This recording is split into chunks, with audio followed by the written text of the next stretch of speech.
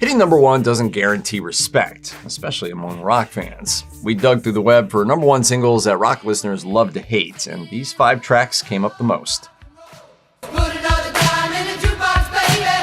I Love Rock and Roll is a catchy, foot-stomping song that's fun to sing along to, and it's since been covered by countless other artists, and even parodied by Weird Al Yankovic as I Love Rocky Road. I hear those ice cream bells and I start to drool.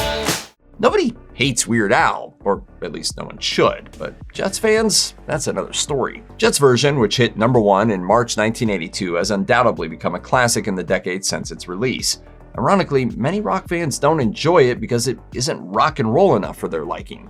Let's also not forget that Joan Jett's background is with the Runaways, so covering a sugar-coated song doesn't exactly fit her sound. A few folks over on Reddit complain that it's overplayed, a very common yet fair gripe. Interestingly, some fans claim to prefer the Arrows' original version, while others dislike both versions equally.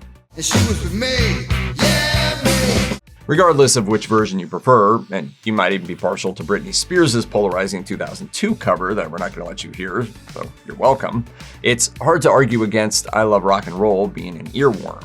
Such tunes rarely rock the hardest in an artist's discography, but like them or not, they have the hooks to drive airplay and record sales. If you told an Aerosmith fan in 1977 that the band would later be known for a sappy love song with strings, you probably would have been laughed out of the room. But that's exactly what happened when the hard-hitting Boston band became pop icons in middle age thanks to I Don't Want to Miss a Thing, a Diane Warren-penned chart topper written for the 1998 film Armageddon. This wasn't the first ballad Aerosmith recorded or had a hit with, but most fans aren't slinging mud at Dream On or Angel when talking about Aerosmith's ballads they don't like. In one Reddit thread asking why many fans dislike I Don't Want to Miss a Thing, one user mentioned the overall lack of Aerosmith DNA in the song, the fact that someone else wrote it, and that it was made for a movie soundtrack. There's no Aerosmith thumbprint on it. Short story long, it's a top-to-bottom mercenary song. Anyone could have recorded it. They're not wrong. It's not a stretch to say you could almost plug any band in there and they'd probably hit the same highs. Another contributing factor, besides the cheesy feeling of it, is how overplayed it was on the radio upon release. Just like this. Yeah, just like that. This one's quite the layup, as it's been a fixture of worst songs of the 80s and worst songs of all time list for as long as we can remember. It's hard to imagine such lists without Starship's We Built This City somewhere near the top. To this day, it seems like a travesty for many that the song spent 2 weeks at number one on the Billboard Hot 100 in November 1985. Why the hate? Overproduced sound, a band with psychedelic roots making pop rock, and nonsense lyrics like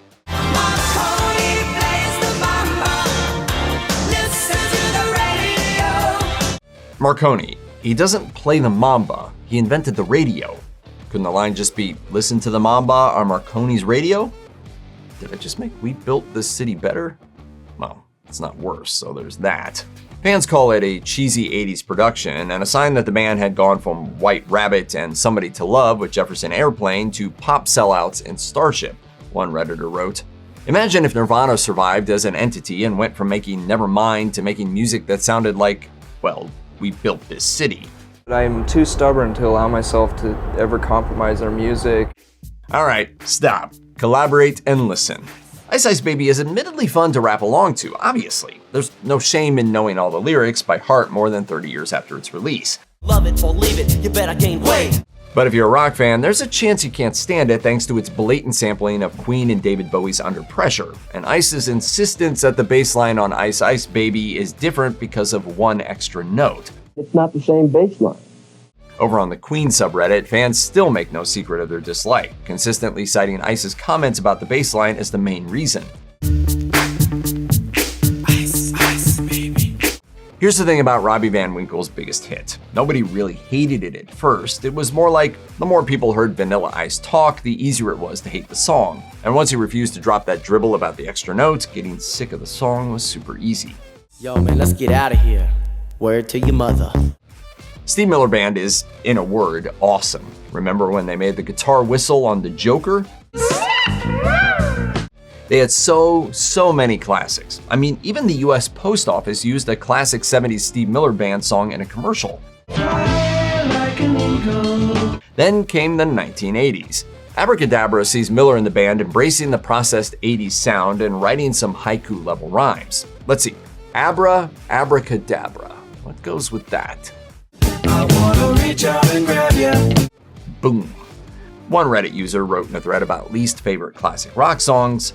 It's a ridiculous song, and the lyrics are so bad it's literally laughable. A chimp with a rhyming dictionary could have written that song. Another found the chorus especially cringeworthy, claiming it tarnishes the band's legacy.